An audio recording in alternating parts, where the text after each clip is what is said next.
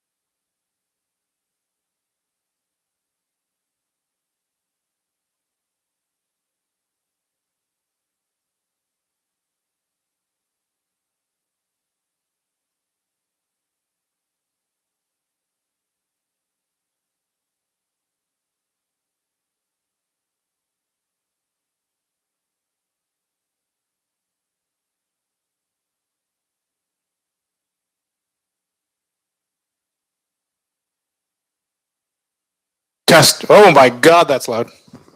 Luke, can you say some words in that? Hello, some words. Hello, hello. My name is Luke. Try it again. Are you satisfied? Never satisfied. Should I keep going? Yeah, okay. Start singing Satisfied. What song? Satisfied. I will never be satisfied. That's as much as I can. Is that right? You will never be satisfied. I will never be satisfied. We will never be satisfied. Hey! Horace is here. Come on in. Muscle your way into a seat. Hello. All right. Avery, can you? Yeah, I don't have anything clever to say, but this is me talking into a microphone. I'm not going to sing anything You're doing it. from Hamilton. Roberta? Hello. That's just David. That's just me being loud. I don't know. Do you need to keep talking? Yeah. Oh, great. You turn Roberta up there, Sean? This is all live, by the way. We are live on YouTube. We're live on YouTube. That's amazing. I love this. That's fine. Sorry, our sound guy's new. It's all. Poor guy. Oh, you are. That was VIP. You better check all the mics again. Okay, Luke. Check. Hello. Avery. Hey, it's me. I'm Avery. Hello. Roberta. Nope. I'm still quiet. Turn the gain up. I don't Ooh. know which mic it is. This is mic number 3. That doesn't help you at all.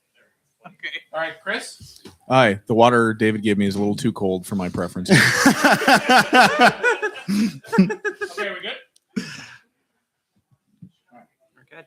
You want to tighten up the camera a little bit? I'm very particular about how we shows. Look at you. That's fine. It's not about me. I've got enough of the limelight in my life. I guess that's okay.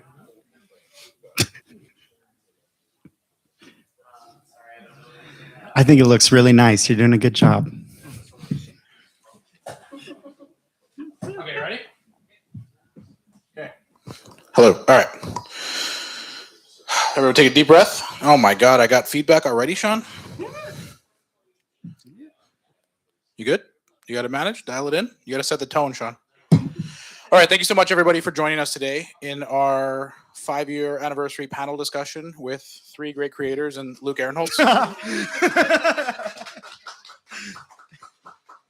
So for those of you who don't know, somehow stumbled onto our YouTube channel or wandered in off the streets, Metawe Games is celebrating its 5-year anniversary, effective 3 weeks ago. We held a little bit just so we could get everyone together. Chris Cook had a lot of riders we had to try to meet. So, but here we are. We're here celebrating our 5-year anniversary and really highlighting what makes Metawe Games work is our community, the great creators that we work with, the folks who have helped build and support our community. So we wanted to make sure that we were highlighting and taking the time to do that.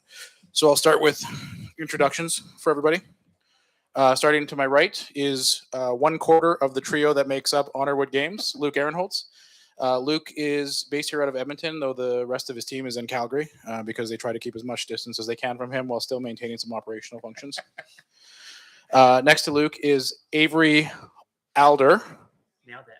not Adler, as you may have previously heard. Avery is the amazing creator of games such as The Quiet Year, Monster Hearts 2, Dream Askew, and the new game Going for Broke.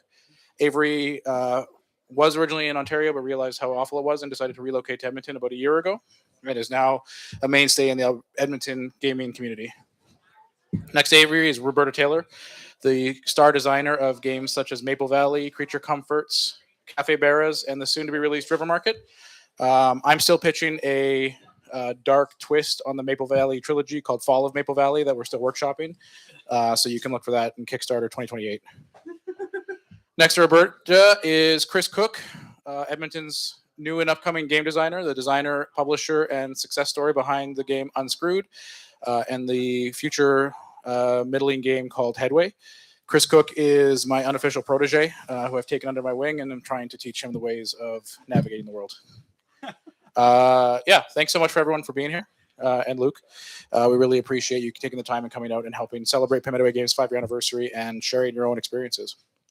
So, do you want to say anything to start, or do you want me to just jump into questions? Luke, do you have any opening comments? Do you want to kick us off with a land acknowledgement? Just happy to be here. Just happy to be here. This is good. Perfect. Thanks so much, Luke. Avery, do you have any opening comments? Yeah, we are gathered here on the unceded territory of the. Something. I'm actually not going to do as a joke land acknowledgement. I realize that's in bad taste. Thank you. I love it. I love it, Avery. Roberta? All right. Roberta's a coward. Chris? No comment. Oh, my goodness. Okay, well, I've lost all my questions, and these are actually just notes from my workshops that I do. So we'll start off with talking about your personal experience in getting into game design. So, Luke, how did you first get into designing games? Yeah, during COVID, my eldest board game nerd brother, Ryan, and his wife, Natalie, approached me to make a game. I do graphic design stuff and also love games. And so we decided to try to make a game, and eventually pulled from an old family game that we played for years. Yeah. Excellent. There's going to be more questions, so I really need you to be prepared to answer them. Yeah. Okay.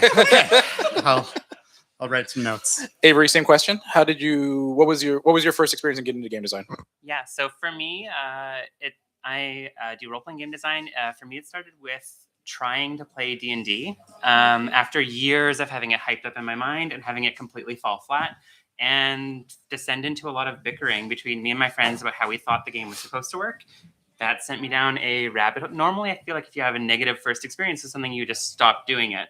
But I instead went down the rabbit hole of maybe if I crack the code of what makes role-playing games tick, I can finally run D&D successfully. I still haven't, but I have designed some other games along the way. I don't think anyone's run a game of D&D successfully. Our sound guy just wants to remind people these are very sensitive mics, so you can even just take them out of the stands if you want and just hold them right up close to your face. Roberta's going to show us how it's done. You just pull. Yeah, there you go. You got it. You're so strong. Awesome. Do you mean me repeat the question? No, I think I can remember. Okay, perfect. So I started making games because, I ran into a little post on Board Game Geek about it, and I was like, "Oh, that's interesting." And at the time, I lived in the middle of nowhere, northwestern BC, and my commute to and from work was a half hour on empty highway. And when I say empty, we saw more bears than cars. And my job was going tail spinning into just a disaster.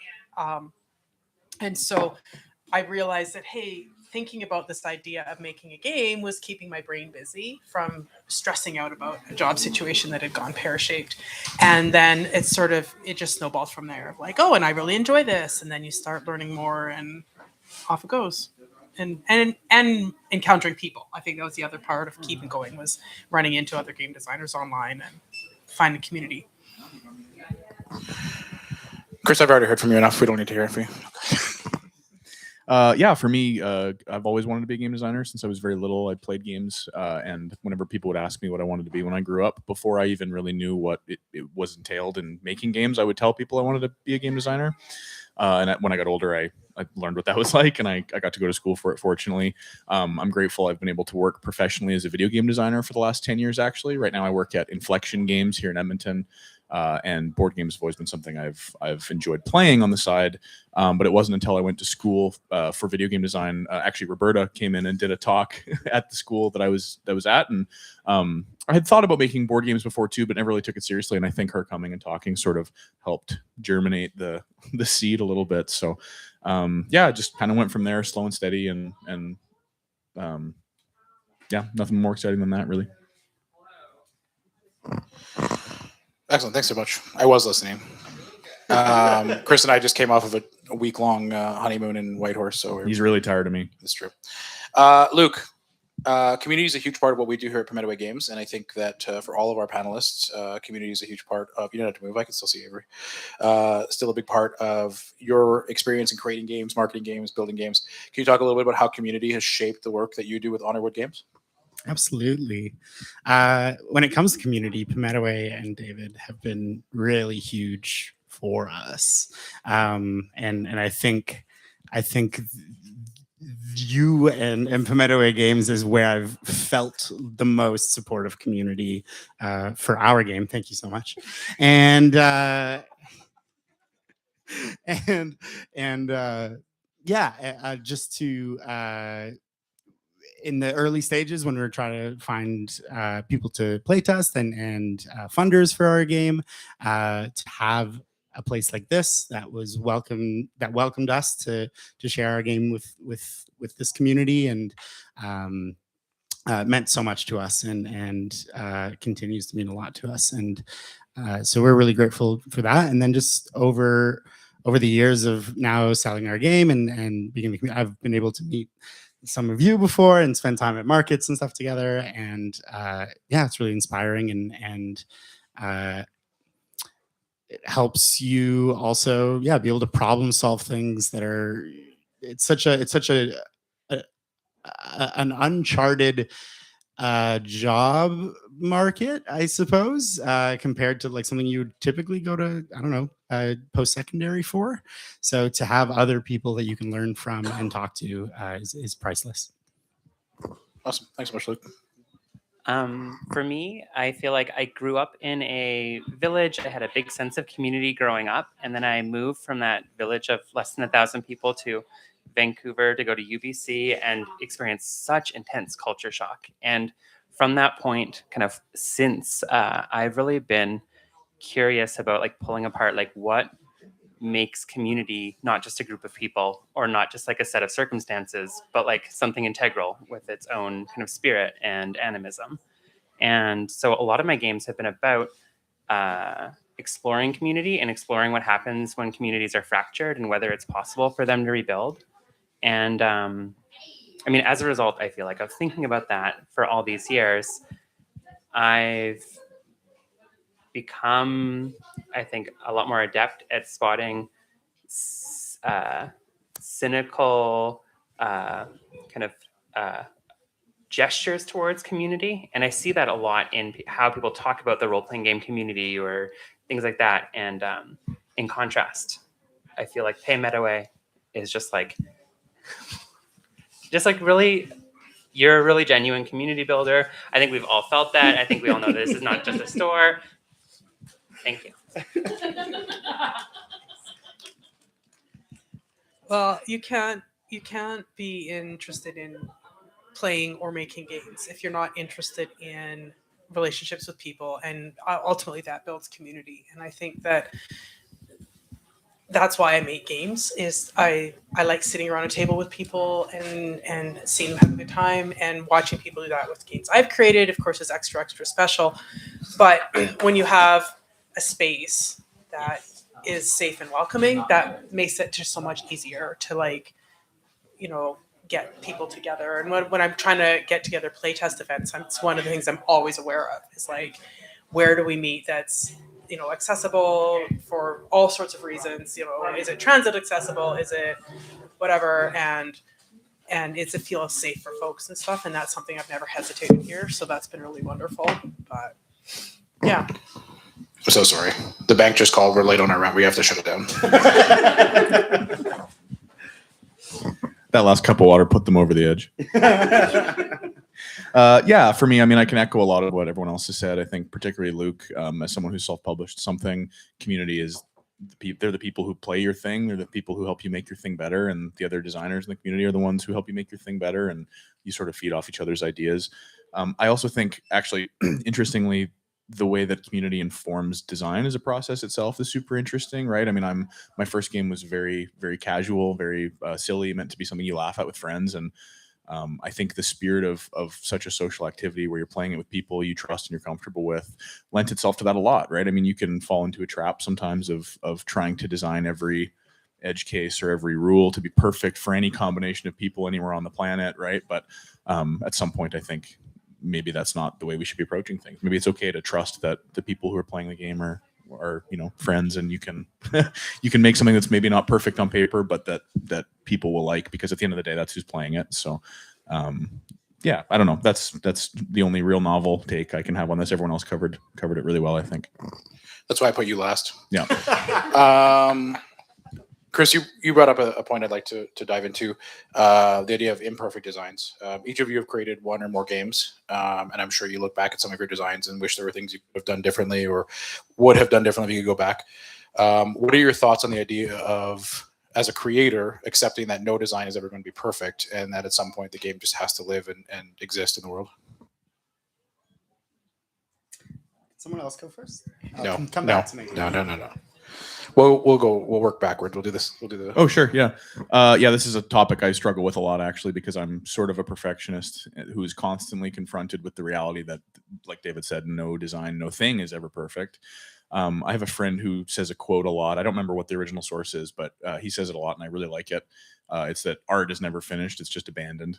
And I've felt that very, very clearly, right? At some point, you lose any sense of objectivity over your thing, and you look at it and you're sick of it and you can't stand it anymore. And you just need some time away. It just needs to be done, and you need to move on. I think the best we can really do when it comes to creating art, to try to draw some kind of line where it's good enough, is to understand who it's for and why we're making it and what we want to accomplish with it, right? So that's sort of the eternal struggle, right? You can make a thing so specialized and so specific that only one person on the planet likes it, and maybe you're okay with that if that's your goal, right? There's nothing inherently wrong with that, but as soon as you start trying to make it a business or trying to make a thing that has a certain amount of reach, then you start having to widen that funnel, and where you draw the line there gets more complicated, I think. So it's hard is the answer. I was going to say, and you sort of touched on it a little bit, which is realizing very quickly that you cannot make a game that will make everybody happy. No matter what type of game it is, there's going to be people that are the target for that, and people who aren't going to see what you see in it or don't want that experience or whatever. And so knowing that is a huge help to like figuring that out. But then even with that, even when you know your market and you know your audience and your things, yeah, sometimes you look back and you're like, oh, I wish I'd have known this or seen this or whatever. And I think that's actually just part of learning, and that's part of the richness of you take that forward and you're keeping that in mind next time. And it would be a sad world if I could actually create something that didn't have that, looking back on it and thinking, oh, it'd be neat if this was different or better, just because I really want to keep learning. That's the coolest part of all of this. I agree with everything that both of you have said. One of the other things that I think about is that you put a game out into the world. You, over the years, kind of look back at it. You grow as a designer. You realize, like, okay, there are all these flaws, and I'm a fundamentally different person than I was when I wrote this. But that's still potentially the thing that people know you for and engage with your work through and want to engage with you through. And I'm thinking of the fact that I, in 2013, released Monster Hearts, a game about the messy lives of teenage monsters. It deals with teenage sexuality. It deals with teenage shame, with queer self-discovery. I put out that game when I was a few years out from being a teenager myself, and I was trying to like grapple with my experiences and my sense of identity. Now I have a teenager, And so that game feels really different to me. And looking back at it, I'm also seeing all the ways that I feel like the design is riddled with things I would have done differently now. But that's still the game that a lot of people are excited to come up to me and talk to me about and ask me to run. So not only do you need to get a game out before you are sick of it, because you have to promote it, and not only will once it's out, you like develop more criticisms of it yourself, looking back in hindsight, but also you're gonna still like have people keep on coming up to you talking about it excitedly. Yeah. I'll say that for sure perfectionism is one of the huge barriers to making a game. And I think for anyone who like would be interested in trying to make a game, I would say like the most important step before you try to like do the polishing is to like jump into playing. Like you want to start with the fastest playable version of a game. Just to see if it's fun, because at the end of the day, that is the main metric that your game should be judged on is are people enjoying it and are people having fun.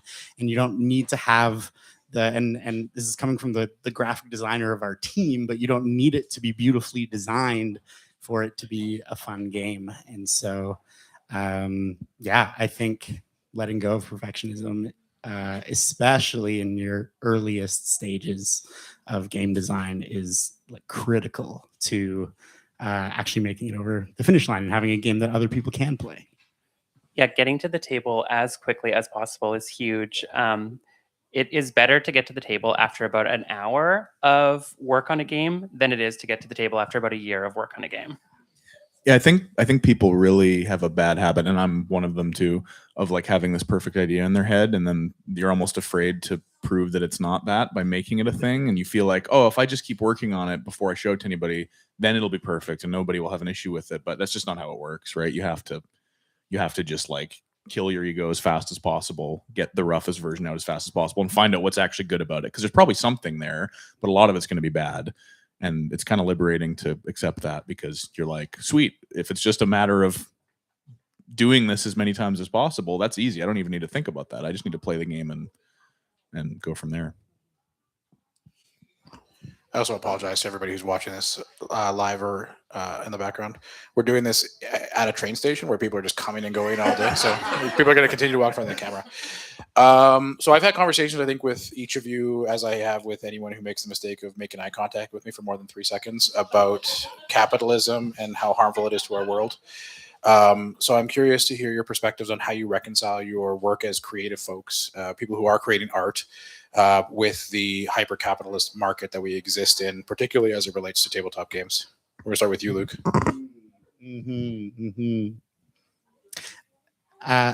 I think actually this is a value of mine that has grown since starting the game. Like I think I wasn't super conscious about the state of how capitalism corrupts and affects, everything we do, but including the gaming industry. And it's something that I've grown over time. And I think I've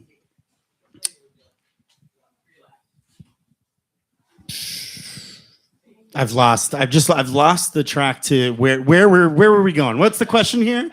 How is capitalism affecting us as game designers? Why do you think capitalism is the best system for us as a society? No, I'm curious as to how you feel the intersection of being a creative person in a creative industry is impacted by the hyper-capitalist world that we live in, particularly as it relates to tabletop games. And I'll extrapolate on that briefly, because I think, Avery, I don't know if you've done crowdfunding. Yeah, so all of you have been involved in crowdfunding in one form or another. And so I think crowdfunding is a good barometer of where we exist in the hobby and how hyper-consumerism, not necessarily capitalism in this case, but hyper-consumerism impacts and drives how we engage with art. And so when we see games that are constantly deluxified, when we're playing on FOMO, when we're doing multiple SKUs and multiple pledge levels, it starts to frame and compromise how we engage with art and how we create art. So I'm curious as to what your experiences or perspectives are on how that hyper-capitalist consumer system has impacted your ability to create games built on and rooted in community. Really easy question. Well, to take a step back to like similar to what we were saying just a moment ago about like getting things to the table, like I think what drives a lot of our perfectionism is kind of the capitalist structure that games has had to kind of exist within. And so we're trying to get something that we think is going to be sellable and it's going to be marketable, and so we're trying to think ahead to like, how am I going to make this look a certain way to make it so that it's gonna sell and it's gonna persuade people to invest in it by buying the game. And I think that takes away from the attitude of just what can I do to make a bunch of people have a good time at a table. And I think if we were able to start with our immediate community, the people that are around us, how do I entertain the people around us in a table setting, playing games? I think the process would feel a lot more approachable. I think a lot more people would make their own games if it was just more common for us to do that, starting from a sense of community instead of starting from the idea of I need to make a business and sell a product. Mentioning crowdfunding, I think it makes a lot of sense, because when you're running a crowdfunding campaign, it's really easy to get locked into this mindset of like, number must go up. I must do anything I can to make number go up. And if selling knickknacks on the side in addition to my game makes number go up more and faster, then I should do that. And it's really easy to get kind of trapped in that logic of just doing whatever you can to make number go up. And that's not just specific to crowdfunding, but it's a place where you see it really acutely. I alluded earlier cryptically to the idea of like cynicism in terms of how games communities can leverage the idea of community. And like, this is the place where I think we often see that is having that sense of like, we're a community, we're funding this project together. And it's like, well, no, we're padding someone's bank account, and that's okay, but we should maybe name that. I think that though, leftism is not a poverty cult. Nobody benefits from designers impoverishing themselves. So for me, I think what the way that I reconcile it within myself is like, I want to design with integrity. I want to design the things that I think are important to be designing, that have an audience that I am excited to connect with, not just what do I think will sell. But within that, I want to make sure that I can sell my game as effectively as possible, because I want to make rent and I also want my game to be played. Because if the work is good, you want to share the work with as many people as you can. So yeah, for me, it's a question of like, how do I design, market and sell with integrity without kind of cynically exploiting the parasocial relationships that exist within this industry. And a thing that I notice is a lot of the most successful tabletop role-playing game designers that I admire the most are real community builders. I'm thinking of like Vincent and Mackay Baker designing Apocalypse World and then immediately turning around and saying like, and we want people to take this engine and design their own games. We want to reduce the barrier to entry. We want to make it easier for new designers to not only design games like this, but get a taste of how to design their own engines and their own systems. I see a lot of transparency and a lot of like generosity from those people. And I think that points to a way that we can be engaged in like a community practice of like strengthening one another's designs and promoting one another's work without there being a cynical cash grab in the middle of it. Thank you. So I make games, but I don't sell them. I work with publishers exclusively or clients in some cases, because I also do quite a lot of work for hire for not for profits and stuff in the game space, which is really cool. But I think the thing that for me at the end of the day is that I do this because I want people to have these opportunities to make those connections over the table with people that matter to them, whether they're new friends or their family or whatever. And so I think every time I and this is where sometimes the really big conventions are exhausting and overwhelming, and I don't love them, but I also like, you get people coming up and telling you the story of how they played this with so and so, or how this, and you hear those and you realize, like, in a world that's increasingly stressful and disconnected, for a lot of people, games are a safe place. And so I think for me, the thing that really makes it worthwhile is that I can make my living doing something that is a positive force within that greater,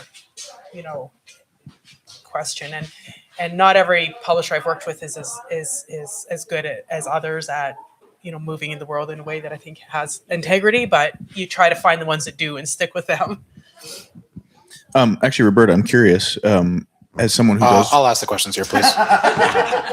as someone who does work with publishers mainly, have you ever had a time when your publisher has said, "Hey, we really want to change this for a explicitly business-related reason"? Or I haven't had change for business reason, but I have had the least positive experience working with a publisher whose goal was just to extract money from the community. And, in hindsight, I wouldn't work with them again.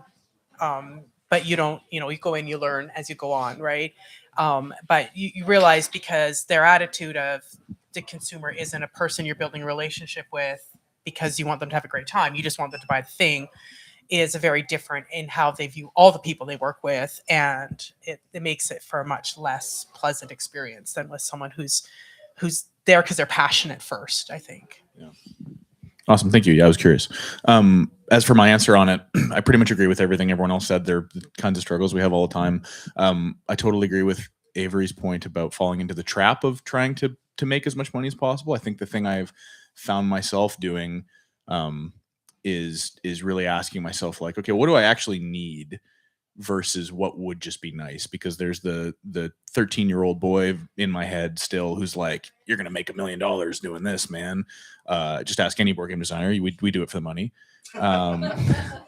But I think really at the end of the day, what I actually need is the game to exist, right? And so I've tried to. I don't know. I don't have any advice beyond what I've been doing. So if anyone finds value in that, I can share it. But I look at my, I set my Kickstarter goal to what I actually need to make. I don't do that thing some folks do where they lower it lower than they need, hoping the algorithm will favor them and they'll overfund enough that they get what they actually need. That's terrifying to me. I can't imagine having to cancel after barely hitting your goal in that situation. I tried stretch goals with my first game, Unscrewed, and I really didn't do it because I was super excited about all these things I could add to the game. I did it because it's what's expected. And I think for me, that's almost what I suffer from the most in regard to the question is the expectations that are associated with it. Like, people go, oh, well, of course there should be a deluxe and a basic version. Oh, of course there should be all these stretch goals. Of course I should be able to sink a yacht with the weight of the game once it finally gets to my door. But like, why? I mean, and it's interesting because even on Unscrewed, we were hitting the stretch goals so slowly that I had somebody come in who was like, this is going too slow. Can you switch to daily reveals? Like, as if I'm a huge studio who's just going to include that stuff no matter what anyway. And then I was like, no, I can't. We actually need the money to get that stuff. And then he canceled his pledge. And I was like, all right, well. And that's just how some people are. That's their expectation, right? So you can try to chase that stuff, or you can just say, that's not what I'm trying to do. And, we'll see if it works out for me. But that's the plan. Great. We'll start with you, Chris, and then we'll work our way back to Luke. Because Avery, you made a good comment that I want to kind of touch into. In terms of how we evaluate games, and Chris, I want to start with you because we and I have had this conversation before. I think a lot of people in the hobby tend to rely on Board Game Geek ratings as the ultimate determinant of whether or not a game is good or worthy of their time. And then the flip side of it, particularly for crowdfunding games, well, how much money did it raise? And so, knowing that those are kind of the two primary metrics that we use to evaluate games, what do you think is a better metric for evaluating the quality of a game or the experience of a game, or whether a game is worth your time, or however you want to interpret that question? But what do you think the best way for us to evaluate games is? Yeah, I'm an interesting person to ask that question because I think I'm a little more loose with that stuff than the average person. I'm pretty devoid of believing there's much objectivity in art, even art that's half science, like game design can often be. So I guess the short answer to the question is I think it's up to us and the people around us, right? I mean, I value what my friends say who know me and know the kinds of things I like because they've experienced them with me quite a bit. And I think that's infinitely more valuable than the faceless aggregation that happens on Board Game Geek or on YouTube or wherever, right? Like we see this in video games with Steam too. You go to a page and you don't actually have to understand anything anybody thinks or read a single word written by somebody if you don't want to. You can see that all summed and averaged at the top of the page as overwhelmingly positive or mixed or whatever, right? And I think it's easy to say, oh, well, you know, you can just ignore that and actually get to the bottom of it. But how many people are really doing that, and how much impact is that initial impression having? I've always felt like it's not great for us as a species. That said, I get it. Like there's so many things being made. We can't ever possibly try all of them without going bankrupt and not being, and let alone the time. So I understand we need something to help people figure out whether they should waste their time on a thing. I don't have an answer here. I just have I value personal connection and recommendations personally better, and I think less of an attitude that this is a solved field is probably helpful too. I don't know how we get there, but yeah. Roberta's going to tell us how we get there. Well, so I think that at the end of the day, it's about knowing what you enjoy and what you love. And for me, like when I buy a new game, it's almost always because I played it with someone and they showed me something they loved. And I'm like, oh, this is great. I think that the people I know at home or whatever would enjoy this, because you can read a beautifully articulate review of a game and get it to the table, and it just isn't for you, because you can make anything sound good. It's knowing what you like and not being afraid to think about that, and to be not like the mainstream. Everyone, like, just because everyone likes a great big heavy game that fills the whole table doesn't mean that has to be your happy space, right?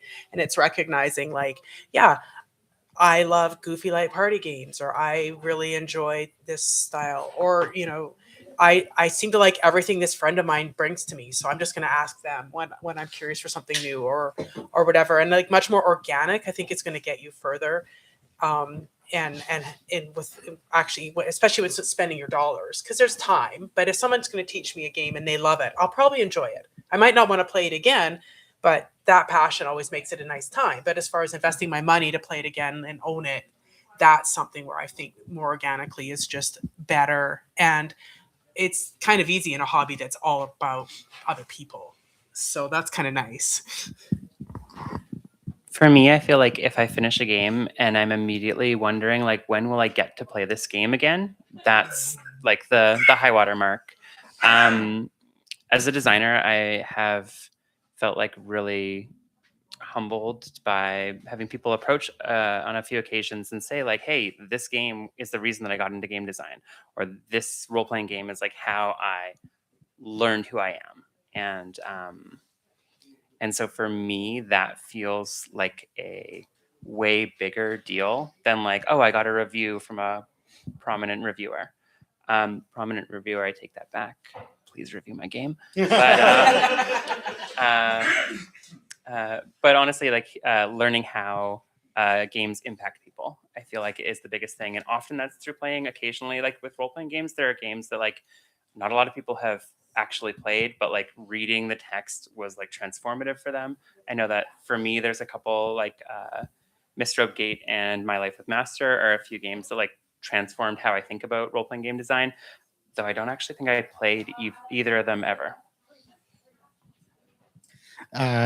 Yeah, like Chris mentioned, like I understand the utility of like systems like Board Game Geek and having a rating system, but it's so wildly binary that like it's so, like games are so varied in feel and in style and in experience that like who you are and the context and the people at your table is going to shape how enjoyable that game is in so many different ways. And I always feel when it comes to the game that we designed, which is like a party game, when I feel like to try to convince someone that it's a good game or a not good game, like it feels so much less useful than like me understanding what kind of experience do you enjoy at a gaming table, and is this something that that I think you will enjoy, or is this something that I think I would rather you not play because I'd rather you not have a bad experience playing a game that I know you won't like. And that doesn't necessarily mean that my game is bad, but it just means that like I know that you're into a different type of game, and that is totally okay. And I think that's one of the cool things about the gaming world as it is now, is you have so much different choice and so many different ways that you can choose to, or I guess, yeah, so many different ways, factors that can affect how enjoyable and how good a game is. I feel like the kind of game also kind of dictates what success looks like in some ways. Like when I think about like Almost Words, like I could play that game with my highly distractible and that is glowing praise, and that is like I feel like part of what Almost Words is trying to do. Whereas there's games that I love dearly that are like, this is almost unplayable to everyone except for exactly 24 people in the world, but it'll break those 24 people's hearts. Like that is success for that game, you know? So I think it really depends on like what kind of game you're trying to make and what your goals are. This might be like a harebrained nonsense, but I often find myself wondering if these systems we have that average things out, the Board Game Geeks, the Steam reviews, all that, if they're actually leading to people being so comfortable with being able to always get exactly what they know they like, that we're losing out on a whole section of you know, it's like when you try some crazy food in a place you're at on a trip, right? And even if you don't like it, did you enjoy trying a thing you've never had? Like, I think that's a thing that we've maybe lost. And I know David's going to make a joke about how picky of an eater I am, so it's ironic coming from me.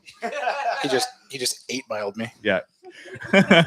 But yeah, I don't know. It's an interesting subject. Like, would we? And I'm sure it's not true of everyone, but it's interesting to think like if you couldn't just go find out if you're going to like a thing ahead of time, or at least feel like you're finding that out, would we be trying more weird stuff and sort of doing a little more mental effort to find what we like about it?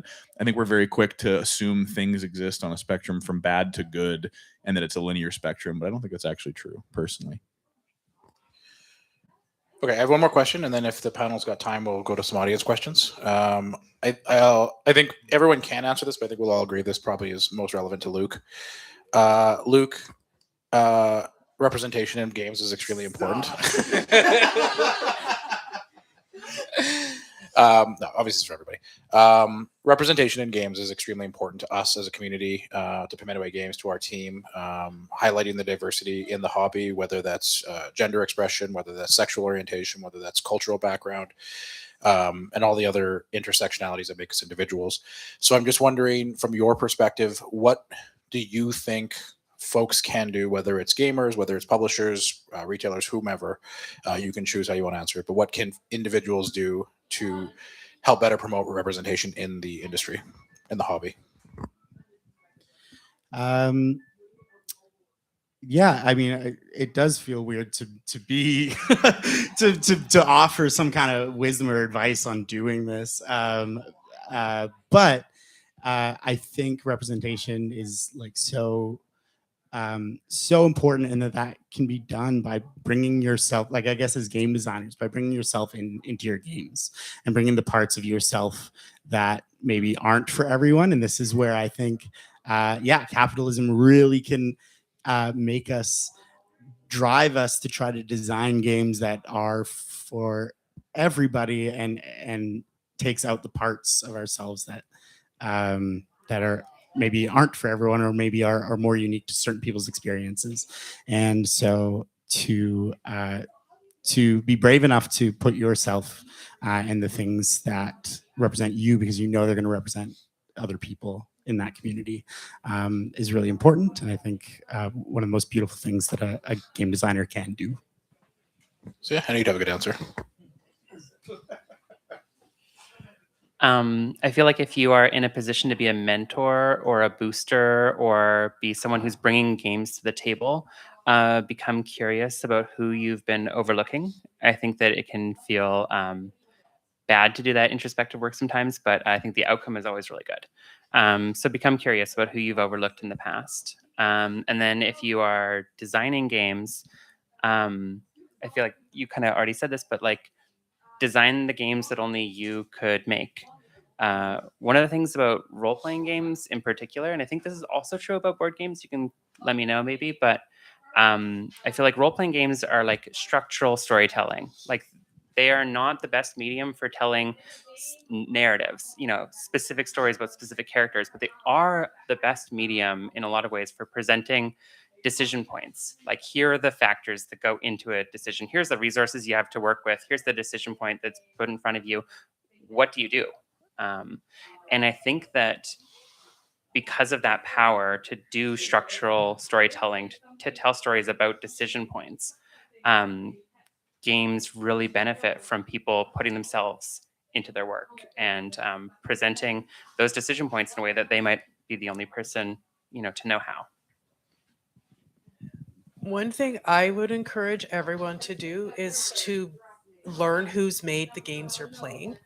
Because one thing I've noticed is the default is to assume it's a white man because people aren't in the habit of looking. And I had a fellow argue with me that Wingspan was designed by a man. Of course it was.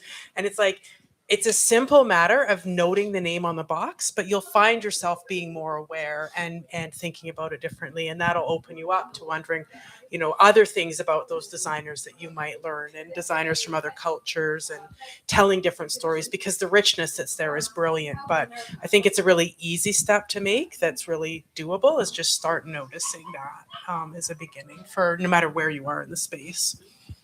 And if it turns out that everyone on your shelf is a white, or like every game on your shelf is designed by a white man, then you can quietly start correcting that. Exactly. Yeah, I think for me, the reason it's important beyond the obvious moral reasons is about making sure people feel they can contribute to the hobby as well. I think it's similar to sort of the I don't want to say resurgence because it's new, but the emphasis that's being placed, especially in indie video games now, on accessibility, right? So much of the art of game design I've found is in a way an art of exclusion. In sort of the earlier topic we were talking about, where it's like, okay, well, I know who this game is for, and that implies I know who it's not for, right? It's like, if you love dragons and you don't like anything else, you're not going to like my game that's about spaceships or whatever, right? That's a generic example, but so I think the trick there is that you want to make sure you're not excluding people accidentally, right? Or because there's plenty of people who might love dragons and not like, or sorry, who might love spaceships and not dragons, but because you haven't taken into account some other critical detail, like they don't feel represented in it, maybe you are accidentally excluding them. And I think if people see themselves in art, they're more likely to be inspired and go on to make their own art. And so I think that's how we pay it forward and make sure that new things keep getting made that are actually interesting and not just the same stuff over and over again. One example I'll give about that, seeing yourself in the thing, is I worked with Kids Table at Gen Con a couple years ago when we were getting ready to release Diced Veggies. And Diced Veggies is a small box game that they have that was designed by a couple of 11-year-olds. And so because it's Kids Table board games, lots of families were coming out throughout the weekend, and there'd be these little kids looking at it. And it has this marvelous cardboard cleaver that you use to chop the dice up, and kids want to touch. So then you're engaging with them. And then I'd say, and this game was designed by kids. And they just would light up. It's like you turned on a switch, because it didn't occur to them that a kid could make a game. And I think we all do the same thing, but we hide it more than children. But I think when we see, oh, this person like me did thing, it's always very inspiring. And I think it just is a really great thing to be aware of. Yeah. Are we okay for a few questions from the audience? Awesome. Do we have any questions from the audience? Oh, Amanda's arm shot up first, and then we'll go to you. Amanda, for those of you who don't know, is the creator of the Kickstarter Rune, an anthology for Trophy and Trophy Dark, which is, to Avery's point, making the number go up and up and up. So congratulations, Amanda. Thank you. One of my writers is, in fact, Avery. So thank you, Avery, for being our stretch goal writer. Not to be a big bummer, but I've been thinking a lot about the Edmonton community and what is missing for people who are getting into games, people who are wanting to get into the industry and become creative, and what parts of the community you see are gaps from your personal perspectives. What do you see? What do you think is missing from the Edmonton industry? Well, I can start for one, and that is, where my other female board game designers, please put up your hands, find me. We will support you every way we can, but we need to know you exist. And as far as barriers there, I don't know if there are any that you're aware of. Please tell me, but I think it's just a matter sometimes of realizing, like, there's a space and you're welcome. And if that's it, we do our best. But that's what I am very aware of right now, for sure. The first thing that comes to mind for me is sort of like a missing bridge between a lot of disparate groups that exist. I think Roberta's actually the one who turned me onto this originally, but as someone who's tried to go out of his way to go to all these different things to try to push my game, peddle my wares in every possible opportunity, it's interesting how many, gob fests you go to, or how many tabletop cafes you go to, or whatever, where you talk to people who go to that thing every possible time and they've never heard of the other 12 things that you just went to. And I can't help but think that if those things were more interconnected and more people were sort of cross pollinating, I suppose, that would only do good things, right? Especially for someone trying to get off the ground, right? Meeting more people who can help them or who they can learn from, and Yeah, I feel like I'm always learning about Edmonton, like games events, like the week before they happen, and so more marketing on the part of small conventions and small gatherings, I think, would go a long way. Like, I actively want to be sold a ticket for a lot of events. I think that what I've noticed is it feels like in Edmonton there are events that run out of a community league, and then events like Animathon and Fan Expo, and I don't see a lot of that middle ground. And for me, as an independent designer, like an event that has 500 to 2,000 people feels like the most perfect, beautiful thing, where like I can build like a sense of community in that space. It's financially viable to go and table for a weekend. It's not overwhelming to try and do solo. Like, there is enough of a community that there's going to be interest in weird indie games, but there's not such a big sprawling space that it's going to be hard to reach new people, because people silo in larger events. So for me, maybe I just don't know about them yet, and someone can tell me what are the events that are like bigger than a community league and smaller than a convention center, 10,000, 60,000, whatever person event. But like those middle-sized events is what I'm really lacking. I'd really love to see tabletop gaming do more cross collaboration with other industries and other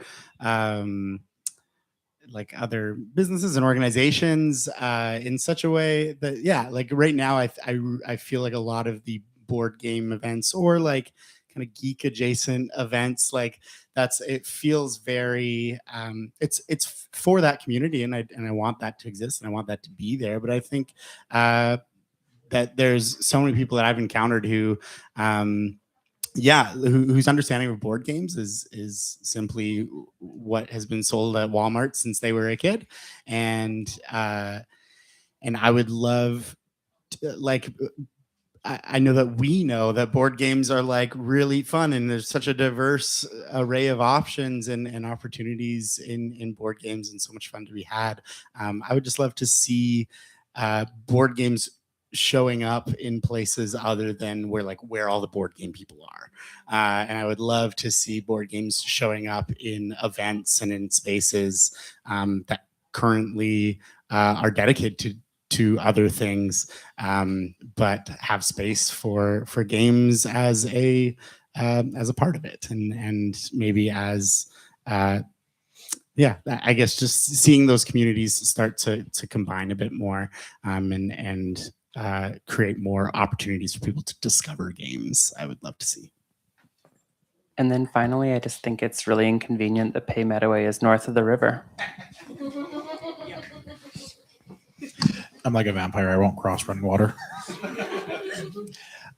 So over the years, I've been playing board games for a very long time, and more than just playing like the Hasbro line of board games. But over the years, I've noticed a somewhat drastic shift from purely competitive board games to more collaborative or cooperative board games. And I wanted to know what your thoughts as board game designers were on this shift from purely competitive games to more collaborative or cooperative games. I think that shift has come. I mean, I think it's brilliant, for one, but I think the reason is as we start to look beyond the audience for board games, because back in the day, you had, like you said, the Walmart sort of whatever was available in the toy store shelves, or you had the Avalon Hill war game type games, which were very clearly created and marketed at a specific type of man, young man mostly, who had time and who could buy these things and could spend 8 hours playing them. And as we started realizing there was an audience and desire and hunger for games beyond that, we saw this growing. And then realizing too that not everyone wants a game that's highly competitive. Some people even like, I had a friend who grew up in a family where her father was a very sore loser and so almost had trauma around that kind of competitiveness, but wants to sit and hang out with family. And then you come out with a cooperative game or experience that's much gentler or more open-ended. And what you're doing, I mean, from a capitalist point of view, is you're expanding the market, but what you're doing is you're broadening who can sit at your table with you, and you're saying more people with more tastes are welcome. And so, from my perspective, it's brilliant, and I'm excited to see what else we're missing that could grow and bring new ideas and people. Yeah, I'm stoked on this emergence of more cooperative gaming, but yeah, not as a replacement for competitive gaming, but as a person who's not competitive. Like I'm the person who is very excited when I find out I'm playing a cooperative game or something, and yeah, I'm excited to see that. I think it's a very creative approach to find ways to entertain people in a game that isn't focused on winning, and just kind of self-serving yourself. I think that's really exciting, and I love that trend. Love that there is more cooperative games and story-based games. If you're not a huge if you're not somebody who's played tabletop games, sorry, but you should try Avery's games, because story-based, like storytelling as a major game component, opens up a whole new world where it's not about whether I win, and it's not even about whether we win, but it's often about like what is the story that we created together. And so there's so many different approaches to what a game can be, and I think it's really beautiful to see.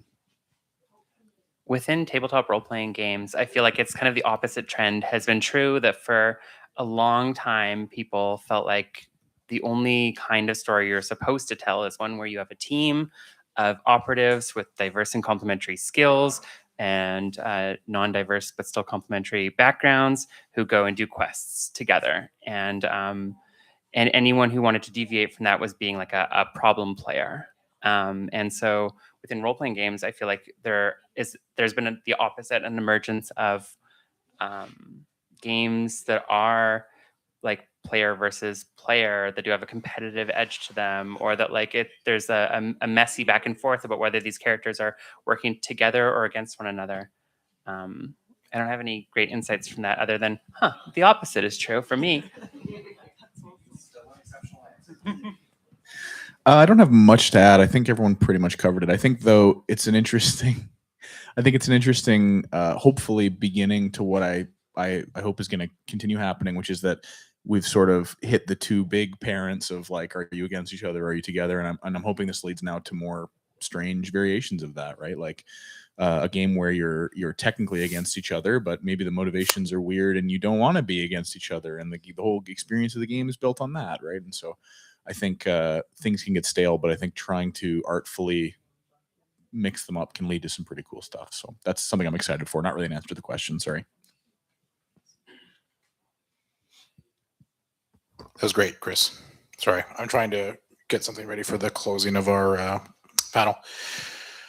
Okay, I think just in the interest of time to let folks get on with their day, because some of these folks are very busy, and then there's also Luke. We'll do some closing comments. Maybe I'll start, and then we'll just work our way down the table. For me, I just want to thank everybody for joining us today here at the panel. For folks who came in earlier for ice cream, I want to thank Kind Ice Cream for partnering with us to provide some delicious treats for everyone today. I especially want to highlight the work of our team, Catherine, our operations manager, who's wandering around trying to keep the store running, who has a extra hard job trying to counterbalance all of my chaotic decisions. Melody, Nathaniel, Lily, Farley, Andrew, and all the other folks who I'm probably forgetting who really make Metawe what it is. One of my biggest challenges at Metawe, Sean, sorry, because you're not in the store. You're not in the store, Sean. You just work behind the scenes. One of the biggest challenges I've had with Metawe Games is I never wanted Metawe Games to be about me, and I feel like one of the biggest challenges we've had as an organization is Metawe Games living in my shadow when it should be the other way around. But I appreciate the passion and the work and the effort that everyone brings to making our store successful. And it's been an extremely humbling experience for me over the last 5 years to see this little store, this not a real game store, continue to grow and expand. I'm extremely humbled by the kindness and the energy, the time, and the sorry, I'm gonna get emotional here. All of the commitment from the folks who make our community special, not just the game designers, the publishers, but the community members who come out every week, who come out to our game nights, who come out to our events like this. We started Metawe Games as a kind of a expansion of the consulting work we've done, and it was always meant to just be a community space, but I think it really became something special over the years, and I think it just happened gradually like Theseus' ship, and I don't think we were prepared for that. So I really appreciate everybody and everything that you do. I want to close up my comments with just a special announcement.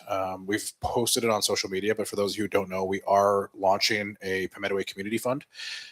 We do everything we can to continue to give back to the community, and we want to continue to do so. So the Community Fund is in memory of Adam Regier. I might be pronouncing that wrong. If I am, I apologize. Who wanted to brighten other people's lives and did so with so much kindness, creativity, fun, and care. Adam especially loved tabletop games and shared the fun of his games with his wife and family, with his students, and a supply teacher. He is so incredibly missed, and his family hopes that the fund will carry forward some of the brightness that his life brought to the world. So the fund itself will be money that we've brought in through donations and community fundraising, and we'll be using that to help reduce barriers and access to games for communities, community organizations, schools, libraries, and anyone else who faces barriers in accessing games. So we'll be finalizing our process on how folks can apply for that, and we'll hopefully continue to grow that fund and continue to make sure that we bring games into people's lives, because as we talked about with our panel today, it's extremely important. So with that, I'll hand it off to you, Luke, if you want to share any closing comments, and if you want to let people know how they can find out more about Almost Words and Honorable Games. Sure. I'll start with that, which is, I'm from Honorwood Games, and we designed Almost Words, and you're welcome to check us out on social media at Honorwood Games or honorwoodgames.com if you want to take a look. I just want to say a huge thank you to all of you for coming here and for being interested in local game design and especially given the occasion of the weekend. I'm so grateful to Metawe Games and to David and your team. Truly, have my greatest experience with a local business or a business at all in this entire journey of bringing a board game to fruition and to a place where people can play it. And it's meant so much to us, and there's no other organization that I would be more excited to join with and rally with and be a part of what you have going on. So thank you so much as a local game designer, because it's meant a lot to me and our team. And same thing, Avery, if you want to share where folks can find all the Barrier to Ceremony games and any closing comments you have. Yeah. First, I just wanted to ask, Luke, is Almost Words a very funny party game available on these shelves at Pay Metawe if people wanted to pick up a copy? It sure is, Avery. That's amazing. It looks like that. It's can you see it? Yeah, there you go. Similarly, if you wanted to check out any of my games, The Quiet Year, Dream Askew, Monster Hearts, Going for Broke, or anything else I've designed, almost all of them are available here in the store. I believe that right over there, Catherine is gesturing, under the beautiful pride flag. And if you don't want to support David, I get it. You could go to buriedwithoutceremony.com.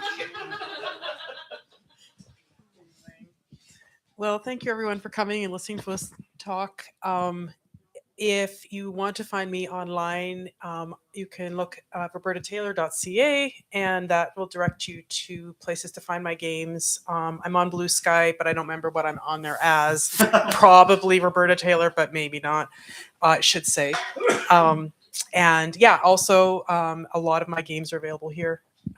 So that's always a good place to start if you're looking for them. I would urge everyone here, if you have an idea for a game or a story or a piece of music or a piece of art that you want to make, do it. Get it out of your head. Worst that can happen is you'll learn how to make it better. So I think you should do that. If you want to check out my stuff, I'm Mean Hyena Games on all socials. It's just me running it, so you can send me a message anytime. You can buy my first game, Unscrewed, here or online. Yeah, it looks like that up at the top left. And my new game is a fun game where you're playing as a skeleton that's fallen apart and you have to move your bones around, and you can come try that out at Gobfest right now. So yeah. Thanks so much. Headway. It's called Headway. You have to say the name of the game, Chris. Yeah. Well, it's not out yet, so you can't buy it. So just come find me. That means the name's still in progress. No, it's not. I have a logo. All right. Yeah. So if we want to give a round of applause to our wonderful panel, this isn't going to be relevant. This isn't relevant to anybody who is online watching this as a recording, but for everybody who is in the room, Catherine put together a slideshow if folks want to stick around for a few minutes and watch that. But otherwise, thank you so much for everyone for your time and for all of your continued support. And hopefully someday we'll make it to being a real game store.